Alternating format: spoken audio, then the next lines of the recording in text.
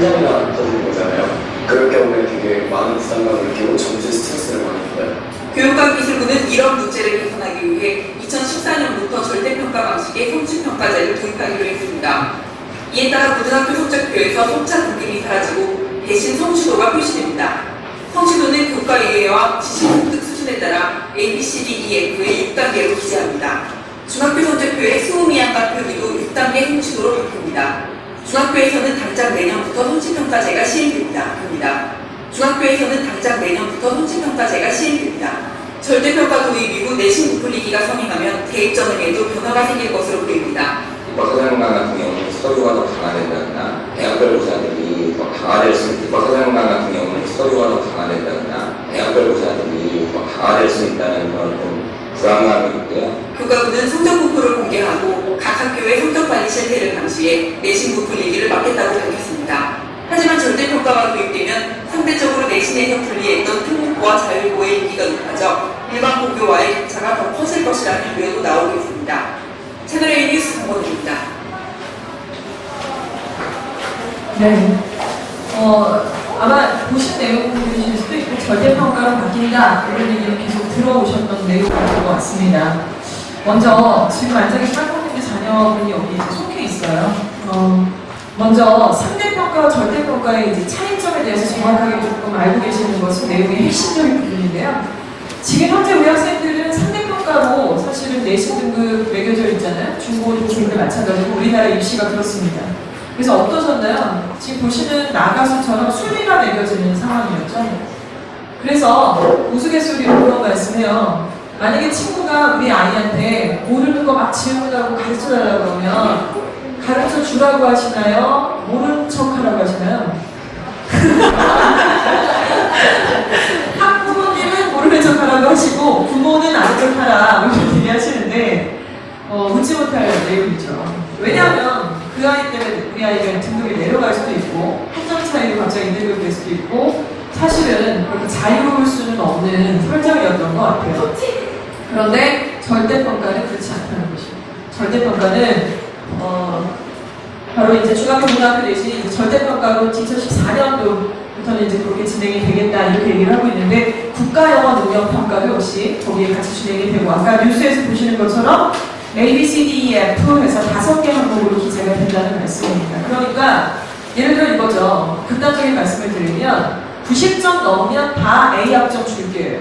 그러니까 이제는 옆에 친구가 경쟁 학생인데 모르는 거 있으면 물어봐도 가르쳐줘도 돼가 되는 것이죠. 근데 이거는 왜 자꾸 바뀌느냐라고 했을 때 전체적으로 보시면요. OECD 국가들 중에 그 선진국이라고 부르는 국가들 중에 이렇게 상대평가를 취하는 나라는 우리나라하고 일본밖에 없어요. 사실. 유럽이나 미국이나 뭐 핀란드나 이렇게 교육에 앞서 있는 이런 선진국가들은 다 절대평가를 진행을 하죠. 네, 한번 생각해 보시면 왜 그런가? 물론 이제 또 대선도 있고 내년이 또 되면은 좀 자주그래 바뀌게 될 거예요. 특목고라든가 대입도 가만히 있지는 않을 것 같은데 지금까지 우리나라에서는 이제 상대평가를 계속 하다 보니까 어떤 식으로 점수 기재가 되냐면요. 예를 들면은 4% 있는 애들은 1등급 그리고 11% 이상 되면 이제 2등급 이상 이제 이런 상황이잖아요. 그러니까 경쟁을 해야 돼요. 아이들한테 아까 말씀드린 것처럼 아는 거 막 물어보면은 얘 때문에 또 안 가르쳐주기도 조금 꺼림직하고 이러는데 사실은 그래서 좋은 고등학교 가고 좋은 대학교 가서 나중에 취업을 하잖아요. 취업해서 기업체에 들어가면 사장님이 이러시나요? 옆에 팀원이 자네한테 도움을 요청하면 자네는 무시하게 그리고 밟고 올라가게 그래서 나한테 어필하면 그게 좋은 거다? 이렇게 얘기하는 회사가 어디 있겠어요? 당연히 팀별로 팀워크를 중요시 생각한다. 너무 독불장군하지 말아라. 정말 진정한 리더십은 발을 씻겨주는 낮아지는 리더십이 리더십이다. 이렇게 얘기를 하잖아요. 그러니까 뭐가 안 맞는 거예요. 그러니까 이제 교육에 있어서의 어떤 지금의 제도가 나중에 기업 경쟁력하고 비교를 해봤을 때 이게 좀 안 맞는 구도에 있었던 것이죠. 근데 사실 계속 가주면 참 좋을 것 같아요. 개인적으로는 절대평가가. 하계초에 아마 이런 안내문 받아보셨을 거라고 생각을 합니다. 안 받아보셨으면은 아이가 중간에 전달을 잘 못했을 수도 있고요. 그런 경우 종종 있으니까요. 그래서 절대평가로 바뀐다라는 내용이에요. 금년 중학교 1학년부터 시행을 한다. 이제 이런 말씀이죠. 이렇게 돼서 그 점수 기제가 어땠냐면요. 지금까지는 작년도 저희 간담회 때는 뭐 절대평가 전혀 얘기도 없었으니까 계속 이런 말씀 드렸어요. 4% 안에 들면 1등급, 7% 안에 들면 이제 2등급 이렇게 해서 점수 기제가 됐고요. 그런데 절대평가로 바뀌게 되면 예를 들어 90% 이상이면 다 A 학점의 등급의 성적표를 이렇게 볼 수가 있다. 이제 이런 얘기가 되는 것입니다. 이렇게 되면 이제 원점수 보게 될 거고요. 그래서 전에 중학교 성적표를 보시면은 286명이라는 전체 우리 아이들 중에 전체 정원 중에 학생이 20등을 했다 영어에서. 그러면 수라는 점수를 받았어요. 왜냐하면은 4% 안에 들었으니까. 그런데 이제는 앞으로 어떻게 되나요? 성취도가 지금 수강자 전체 286명 중에 A 학점인데 평균 점수는 78이고 우리 아이는 95점 받았으면 그냥 얘도 그냥 무조건 가 이렇게 되는 것이죠. 그래서 아까 그 내용을 지표로 저렇게 보시게 된다 이런 말씀이고요. 고등학생 때도 역시 마찬가지입니다. 이렇게 쭉 연결이 되는 거죠. 자, 그러면 어떤 생각이 드세요? 이제 좀 양심이 꺼림칙하지 않게 옆에 학생 도와줘도 돼? 엄마? 그러면은 그럼 도와줘야니까 같이 들고 가야지 이렇게 얘기해 줄 수 있는 자유로운 상황이구나. 그렇기만 할까요? 그렇다고 무슨 좋은 고등학교 정원이 막 늘어난 거 아니잖아요. 좋은 대학교 정원이 확 늘어난 게 아니잖아요. 옛날에는 1등급이 4%였는데 이제는 1등급이 4%가 아니라 때로는 10%가 되는 학교도 있다는 건데 문제는 좋은 고등학교나 대학교의 정원이 늘어나는 얘기는 전혀 없죠. 그러니까 이런 거라고 보시면 될 것 같아요. 예를 들어서 자 이제 몸무게 50kg 미만인 여자들 다 나와. 나왔어요. 어머님들 나오실 수 있는 거잖아요. 그럴 때. 근데 죄송합니다. 근데 너무 많이 나오시는 거예요. 그러면 하나 장치를 더 걸겠죠. 키가 165 이상이면서 50kg 미만인 여자들 다 나와. 이렇게 되는 거예요. 당연히. 그래야 그 정원에 맞춰서 이렇게 진행을 할 수가 있는 거겠죠. 그렇다면 우리가 생각해봐야 될 게 뭐냐. 네. 일단은 과연 내신이 객관적이라고 볼 수가 있겠느냐. 고등학교나 대학교에서 봤을 때 저 학교 내신 점수를 내가 객관적이라고 얘기할 수 있겠느냐. 그러지가 못하겠죠. 그리고 서술형 주관식은 점점 확대가 됩니다. 내신에서도. 또한 학교에서 다 각각 학교마다 어렵게 출제하시는 선생님, 쉽게 출제하시는 선생님들이 계시는데 이제 그렇게 막 믿고 그냥 갈 수는 없는 거예요, 사실. 이런 부분에서도 굉장히 학교에서도 좀 어려움이 있으실 거고 무조건 어렵게 내거나 무조건 쉽게 내면은 변별력의 문제도 생기고 표준 편차에 대한 문제가 생깁니다. 그래서 이런 부분들이 또 어렵게 될 거고요. 원점수, 평균 점수, 표준 편차를 다 생각하면서 출제를 내셔야 돼요, 학교에서. 그리고 아까 보셔서 아시겠지만은 뉴스에서 그런 얘기가 잠깐 언급이 됐었어요. 그 특목고가 다시 부활될 거다. 그래서 아시는 분들은 아시지만 지금 현재 외고의 입시 전형은 어떤가요? 중학교 때 영어 점수에 내신만 넣고 아이들을 뽑아요. 근데 그 전에는 어땠죠? 그쵸. 시험을 봤어요. 듣기 평가를 주로 많이 받고요. 그래서 그 마지막 해의 애들이 올해 대학교 1학년 애들이에요. 걔네들은 정말 잘했어요. 사실 외고에 다닌다는 자체만으로도 상당히 잘하는 애들도 이렇게 한번 쫙 걸러져서 들어갔는데 이번에 이제 외고 들어간 애들 작년도 재작년 마찬가지인데 걔네들 얘기 들어보면 학교에서도 그렇게 선생님이 맨날 뭐라고 하시대요. 얘네 선배들하고 너희들 똑같지가 않다. 노래를 부르신다고 하시더라고요. 되게 자신감도 많이 없어지고. 왜냐면 시험을 보니까 너무 차이가 많이 생기는 거예요. 그러니 이제는 내신을 못 믿겠고 그렇다면 뭐가 더 부활이 될 거냐. 고등학교가 서열화되기가 쉬울 것이다. 저 학교의 내신은 믿을 만해. 저 학교 내신은 못 믿겠어. 뭐 이런 보이지 않는 서열이 분명히 있을 수가 있겠구나. 이런 생각도 드는 것이죠. 그리고 대학에 갔을 때의 내신은 사실상 별별이 없을 수밖에 없겠다. 그러니까 이 내용은요. 중학교, 고등학교의 절대평가라는 면에서의 그런 포인트입니다. 그러면 지금 현재도 그렇고 앞으로도 크게 변하진 않을 거예요. 왜냐하면 교육이라는 게 올해만 이럽니다가 아니라 향후 몇 년간 이럴 겁니다라는 어느 정도 얘기를 하는 거니까요. 이미 지금 대입에서 우리 학생들을 선발하는 기준은요. 첫 번째 내신, 두 번째는 수능, 세 번째는 논술입니다. 탭스나 입학사정관제도 물론 얘기하지만 솔직히 말씀드리면 현실적으로 그 전형으로 가는 애들은 거의 극소수예요. 준비가 안 돼 있고 대학에서도 입학사정관님들이 배치가 되기까지는 엄청난 예산이 돼요. 아직 준비가 안 돼 있고 이것이 성공이 되거나 말 거냐는 솔직히 대선 지나보고 내년 동안 돼봐야지 알 것 같다는 생각이 듭니다. 그렇다면 내신은 어떤가요? 절대평가로 바뀌는 게 픽스가 됐어요. 그러다 보니 변별력이 별로 없고, 그리고 수능은 지금 어떻죠? 물수능 됐다는 얘기 많이 들어보셨을 거예요. 왜 이렇게 되냐면 EBS의 연계율을 7, 80%로 늘렸어요. EBS를 봐야 돼요. 고3인데 EBS를 안 본다는 건 말도 안 되는 얘기예요. 고3이면 재수생이면 누구나 모든 과목에 EBS를 봐야 돼요. 학교에서도 EBS로 다 깔았어요. 학원에서도 역시 마찬가지입니다. 이러다 보니까 다들 EBS에 목을 말라 하고 난이도는 점점 내려가고 심지어 1등급을 10% 만들겠다라고 이주호 장관이 이렇게 딱 얘기까지 했지 않습니까? 그러다 보니 수능이 전년도 같지가 않아요. 난이도가 점점 내려가고 있다는 것입니다. 그렇다면 대학에서는 고민이 될 것 같아요. 아, 내신도 못 믿겠고 수능도 점점 물수능이라고 하는데, 그런데 여기서 짚고 넘어갈 거는요, 우수한 대학교의 관계자들이 이런 고민을 하지, 사실 중위권 이하의 학교들이 이런 고민을 다 한다고 볼 수가 없습니다. 그런 것들을 한번 생각을 해보셔야 될 것 같아요. 그래서 결국에는 제일 뜨거운 게 논술이에요. 이제 내신도 좋다, 수능도 안정권에 있다라고 했을 때 변별력을 낼 수 있는 것들이 바로 논술이라는 것입니다. 논술은 일단 강화가 될 게 당연하고요. 논술을 지금 전혀 관심이 혹시 없으시거나 아니면은 다른 것에 밀려서 좀 못하셨거나 하는 분들이 많이 계세요. 물론 아이가 저희 고등부 때는 이런 얘기합니다. 네가 5, 6등급인데 무슨 논술을 하냐. 됐고 5, 6등급이면 논술하지 말고 끝까지 안 하는 거지 무슨 논술을 하냐 지금.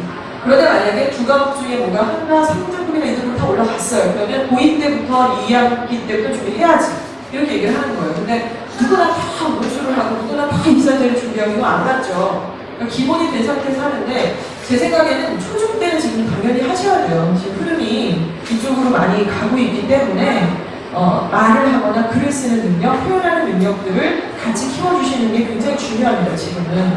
그래서 이 부분이 강조가 될 거라는 거죠. 또 본고사가 실시가 될 거라는 거예요. 다시 보아요. 학교마다. 그리고 이거는 이제 학교의 모든 자율권이 있잖아요. 이제 대학에서 아이들 뽑는 모든 권한은 대학한테 다 권한이 되어 있기 때문에 교과서에 무슨 컨펌을 받고 안 받고의 문제가 아니라는 것입니다. 그래서 이렇게 간다. 그런데 누가요? 당연히 좋은 대학이에요. 이렇게 좀 보시면 될 것 같아요. 지금까지 중학교 내신 1학기 때 이제 진행해 보셨고, 앉아 계신 우리 학부모님들은 대부분이 지금 1, 2학년 학생들 어머님들이시고요. 죄송합니다만 좀 우수한 반에 속해 있는 어머님들이세요. 저희가 좀 이렇게 뭐랄까 좀 분별을 했어요. 어머님들 오실 때 선택을 할 때에도. 중학교 내신은 어떤가요? 암기 위주죠, 아무래도 지금. 그리고 이제 순발력 있게, 왜냐면은 그 집중적인 학습 기간이 있지 않습니까? 평상시에도 맨날 내신 공부하는 건 아니니까. 그래서 그렇게 하면 되는데, 이제는 이제 내신의 흐름도 조금 많이 바뀌고 있기도 해요. 그래서 기본 지식이 있고 개념 파악하고 응용력이 있어야지만 되고, 그런 애들, 우수한 애들이 특목고나 자사고나 일반고에 가서도 우수한 반으로 배치가 된다는 것입니다. 이게 아니실 것 같죠?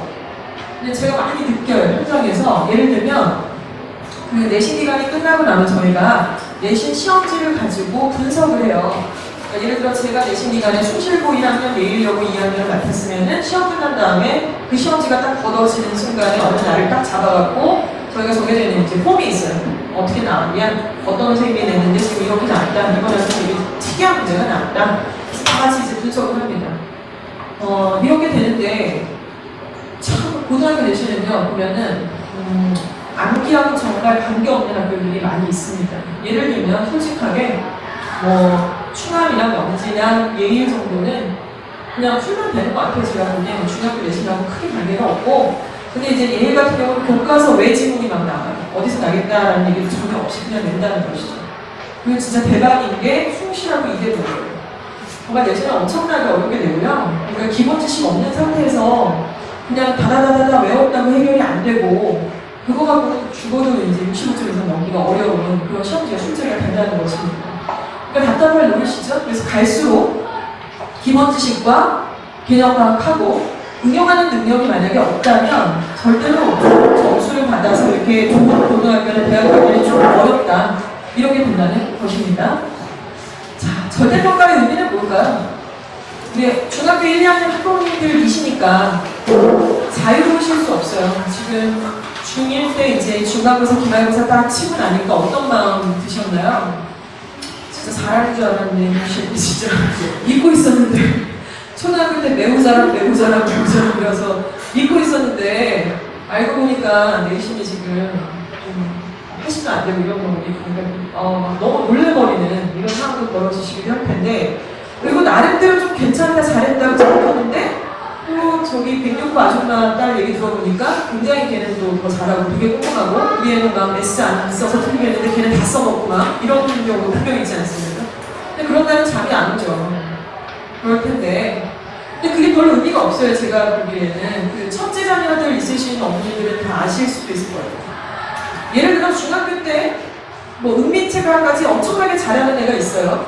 근데 걔가 고3 때까지 참 잘해주면 좋겠고 그럴 가능성이 없다고는 모르서 못하겠는데, 제가 보기에는 그렇게 두루두루 잘하지 못하고 애가 어떤 건 힘들어하고 어떤 건 잘하고 이렇다면은 정말로 고입이 아니라 대입까지를 보셔야 되는 거고, 중학교 때 은민체가나 뭐 좀 서주를 못한다 할지라도 국영수, 세강, 뭐 특히나 영수 그거는 깊게 들어가서 응용력도 있게 하고 기능력도 있게 해서 두 과목만 예를 들어 고등학교 올라와서 한 2등급만 만들어준다 그러면 사실 거의 꽤 끝나는 거거든요. 왜냐하면 그런 모든 것들이 안 들어가니까.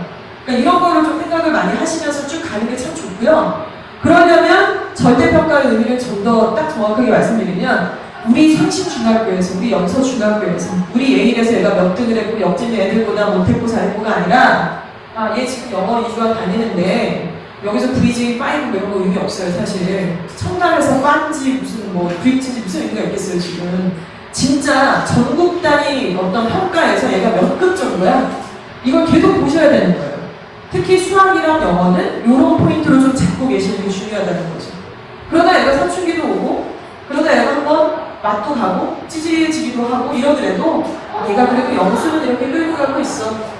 옆집 아줌마가 좀 잘난 척 하더라도 아니 참 걔는 그 집 애고 우리 애는 얘인데 내가 잘 아는데 이렇게 간단하는 게 진짜 의미가 있지 않을까요? 전 진짜 그렇게 생각하거든요. 배가 결국 가거든요. 이런 차이를 좀 말씀을 드리고 싶습니다. 수능으로 보시면요, 지금 입시를 잘 이해하시면서 이렇게 내려가시는 게 굉장히 중요할 것 같아요. 수능 입시는 국영수, 탐구 두 과목을 봅니다. 지금 작년 재작년 같은 말에도 탐구를 4과목 중에 뭐 3개를 선택하는 학교가 있었고 했는데 이제 딱 2개로 픽스가 됐고요. 그러면은 예를 들어 우리 애가 이과인데 고등학교 입시에서 사회나 윤리나 경제나 정치가 들어가나요? 전혀 안 들어갑니다. 전혀. 내신도 안 들어가고 수능도 안 들어갑니다. 반대로 문과라고 한다면 과학이나 생물이 들어갑니까? 전혀 안 들어가죠. 어머님들 다 아시는 것처럼 얘기하시면 이 중에서 처음 들으신 분도 분명히 계실 거라고 생각을 하고요. 아이들이 이걸 몰라요. 학생들이 몰라서 내신 기간 때 보면은 문학을 막 미친듯이 막 암기하고 앉아고 막 책을 막 달달달 외워줘. 자기 기가 공부해야 된다고 오늘 영어 내신 내 기가랑 같이 보니까 저 일찍 보내는데 뭐라고? 아니 진짜 동생들이 있어서 제가 시간이라고 들고 너 진짜 몰라서 얘기하는 거예요? 아니 그래도 내신인데 중요하잖아요. 그러니까 아직 중학교 발상에서 이렇게 못 벗어나는 애들 진짜 많습니다. 사실. 근데 걔네 잘못이 아니에요. 누가 얘기해 준 거 없잖아요. 아무도 자세하게 설명해 준 적이 없으니까 그럴 수 있죠. 그런데 지금 현재 이렇게 보고 있고요.